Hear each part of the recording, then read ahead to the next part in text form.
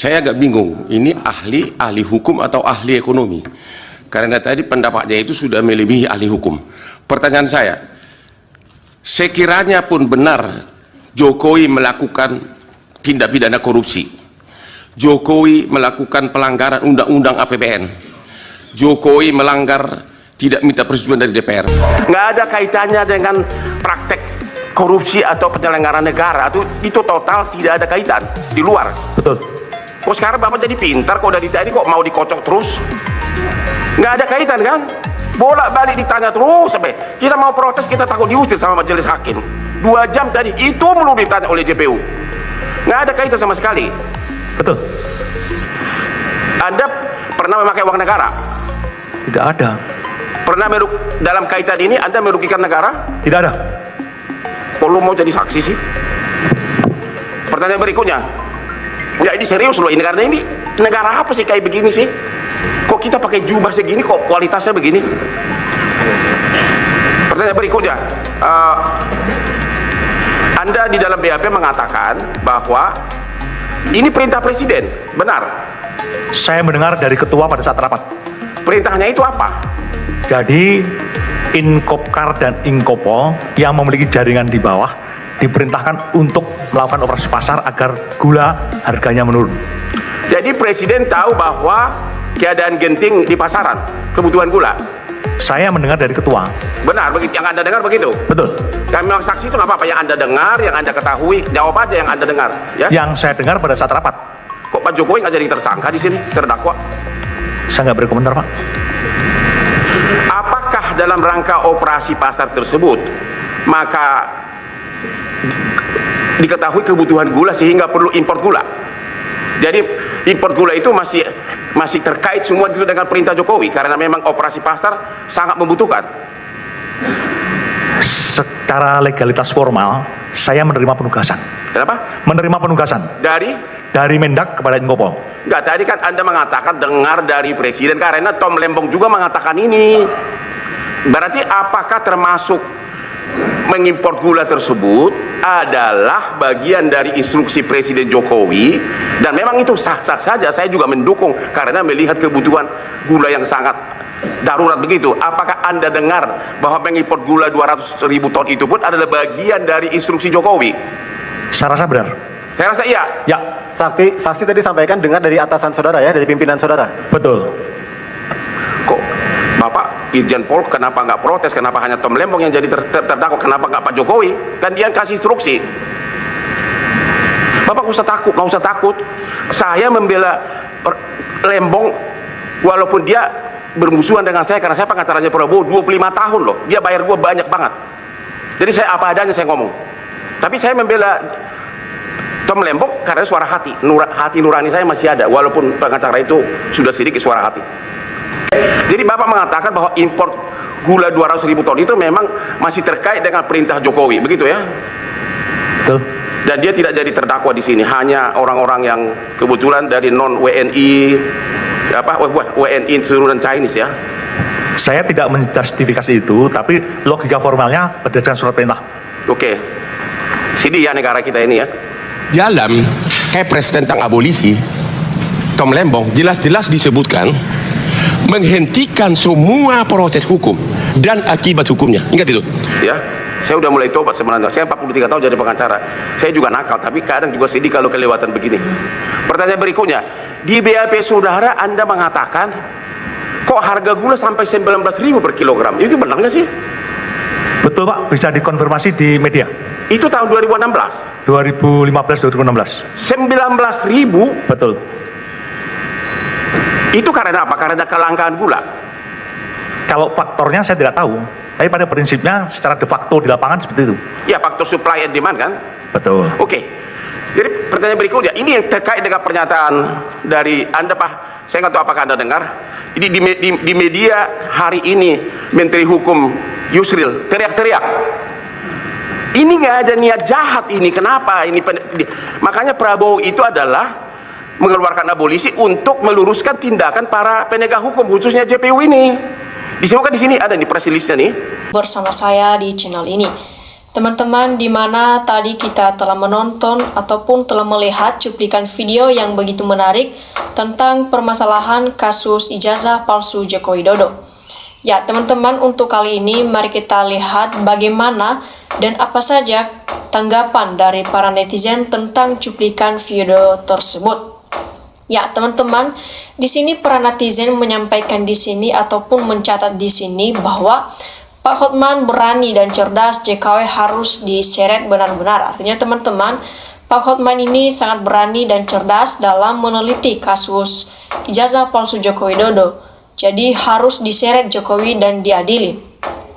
Nah, seterusnya teman-teman, di sini disampaikan oleh netizen yang satu ini katanya bahwa setuju Hotman Paris Jokowi itu harus diadili.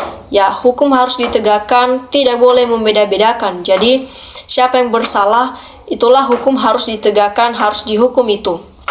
Nah, seterusnya teman-teman, di sini disampaikan bahwa semuanya itu dalangnya Jokowi. Jelas dan wajib Jokowi harus diadili benar-benar. Nah, seterusnya di sini disampaikan bahwa wahai rakyat yang waras, marilah kita lawan kedobalan dari Jokowi ini. Itu yang perintah presiden. Jadi, kau hakim tidak panggil, apa itu jadi ikut ternak mulia Jokowi. Nah, udah macam sandiwara saja ini, yang salah malah dilindungi. Jadi kebalikannya teman-teman. Nah, seterusnya adili juga dong Tuan Termul. Apa sudah gak ada keadilan negara ini? Astagfirullah. Nah, seterusnya di sini disampaikan tidak ada yang kebal hukum. Siapa yang salah harus diadili dan dipenjarakan. Ya, Jokowi bahagia lihat pembelanya kuat karena hatinya tidak sehat. Jadi teman-teman, siapapun yang melindungi kejahatan dan mempersulit penyelidikan kejahatan jadi wajib untuk dihukum berat. Ya, seterusnya di sini, hancurlah hukum di negeri Konoha. Ini setelah dipimpin oleh si Raja Jawa selama 10 tahun yang telah berlalu. Jadi pengacara Termul Otto Hasibuan masih saja disembunyikan. Disebabkan keserakahan dan kerakusan, penjabat raja jadi korban. Hutan ditebang ilegal, tambang ilegal, bandara ilegal, TKA asing ilegal, laut dan pagar bersertifikat, lahan rakyat dirampas, korupsi setiap instansi. Ya, seterusnya teman-teman, dapat disimpulkan kalau Pak Bowo ingin negeri ini agar nyaman dan maju, caranya sangat gampang dan singkat. Caranya penjarakan Joko Widodo selama hidupnya. Jadi lengserkan Gibran karena gerak-geriknya sudah meniru bapaknya serta blunder semua termul-termulnya JKW. Nah, ketika Noel ditangkap menceritakan dia berbagai keuntungan dengan Jokowi, begitu pula Tom dia menjalankan perintah Jokowi. Yakub mengaku berbagai untung dengan Jokowi. Nadiem pun berkata demikian juga, kok Jokowi tidak diadili. Jadi pengadilan hukum rimba ya itulah bikin mules karena sudah terjadi, tinggal diperlihatkan. Nah, teman-teman, seterusnya saya khawatir rakyat akan bergerak lebih parah lagi dari demo sebelumnya karena kondisi negara yang jejak para stakeholdernya jika nanti terbukti maka carut memarut dan di luar prosedur apapun itu rakyatlah yang jadi korban. Kesewenang-wenangan kebijakan ini negeri jika terbukti malah pemimpin sendiri yang seharusnya mengayomi malah menodai sebaliknya. Jadi taktik jika ada kasus yang melibatkan dia pasti dihentikan takut kebongkar nantinya. Nah, di sini proses hukum itu secara jujur dan adil. Sumber masalah korupsi di Konoha ada presiden yang namanya Presiden Mulyono. Ya, seterusnya di sini dicatat dan disampaikan bahwa cerdasnya Pak Hotman Paris melihat sebuah kasus ya, sehingga dia yakin pasti menang sendiri nanti. Nah, selanjutnya mantap buat Hotman Paris Hutapea. Kebenaran harus ditegakkan walaupun terkadang pahit untuk dirasakan. Jokowi kejahatannya numpuk, kok gak ditangkap. Siapa jadi mucikari lonte Jokowi? Termul itu harus diperiksa bikin gaduh. Nah, seterusnya, terus terang saja, saya juga merasa cemas dan riskan dengan wares sedang memegang tongkat negeri ini harus orang yang tidak diragukan dalam identitasnya, legalitasnya, apalagi profilnya. Kepemimpinannya sudah konferensif dalam pengalamannya dari semua aspek yang menjadi kepemimpinannya. Nah, selanjutnya kenapa penegak hukum banyak yang tidak berkualitas? Kelakuannya kebanyakan merugikan orang ya. Banyak melakukan pembodohan pada bangsa ini ya. Gimana jadinya bangsa ini dikedepankan kalau para penegak hukum seperti ini masih saja diberi kepercayaan oleh negara. Jadi kami mohon kepada kepala negara, para penegak hukum yang tidak jujur supaya segera mungkin dipecat kalau ingin bangsa ini menjadi lebih baik ke depannya. Jadi, apa yang harus ditakuti demi bangsa, negara, rakyat, keadilan, atau takut diancam? Ya sudahlah, terlanjur hancur. Nah, seterusnya di sini disampaikan bahwa sangat benar tukang kayu Jokowi cari aman mengangkat Gibran untuk menjaga bapaknya, ibunya, kakaknya, adiknya. Gibran dijadikan Wapres Jenderal TNI Polri. Anda tidak akan disalahkan jika mengasingkan keluarga Jokowi. Ya, seterusnya di sini disampaikan kalau pejabat banyak yang tidak jujur dipertahankan saja untuk terus menjabat. Tanda-tanda kehancuran sudah mulai suatu bangsa dan negara Indonesia kita ini. Nah, sungguh menakjubkan, inilah ijazah istimewa yang bisa menghantarkan menuju penginapan beruji besi. Jadi, sebegitu hebatnya Pak Jokowi dan Gibran, kata pembencinya ini, gak punya ijazah tapi bisa pemimpin bangsa dengan dipilih rakyat dan sukses dalam pandangan mayoritas masyarakat. Jadi rakyat salah cepat ditangkap, pemimpin ada salah susah diadili. Apakah hukum ini tajam ke bawah aja?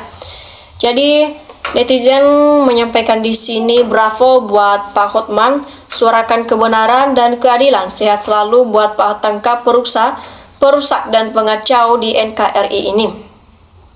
Ya, selanjutnya di sini kawan-kawan disampaikan bahwa mantap buat Pak Hotman. Just Gondos, memang betul harus diadili, jangan mentang-mentang dia mantan presiden, hukum jadi direndahkan, gak ada yang berani, berarti hukum pandang bulu. Nah, Jokowi pasti aman guys, semua elemen hukum gak ada yang berani pada Jokowi. Ya, seterusnya di sini disampaikan bahwa seharusnya si Jokodok ataupun Jokowi langsung ditangkap saja.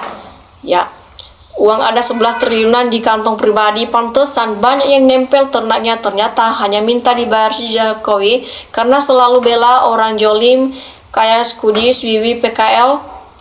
Dulu saya pilih, sekarang lihat muka bosoknya sudah geli. Semoga karma buat Skudis gerakan ya Allah. Ya, selanjutnya jadi tidak kelihatan tertutup laptop terlalu besar, mungkin mejanya dipotong singgah. Jadi pengacara yang paling top Bang Hotman Paris, semangat terus buat Hotman, semoga sehat selalu. Seterusnya teman-teman di sini disampaikan negara akan hancur oleh pejabat itu sendiri. Itu bukan ahli hukum, Pak, pasti itu adalah ahli ekonomi. Oke teman-teman, demikian saja cuplikan video kali ini. Terima kasih telah menontonnya.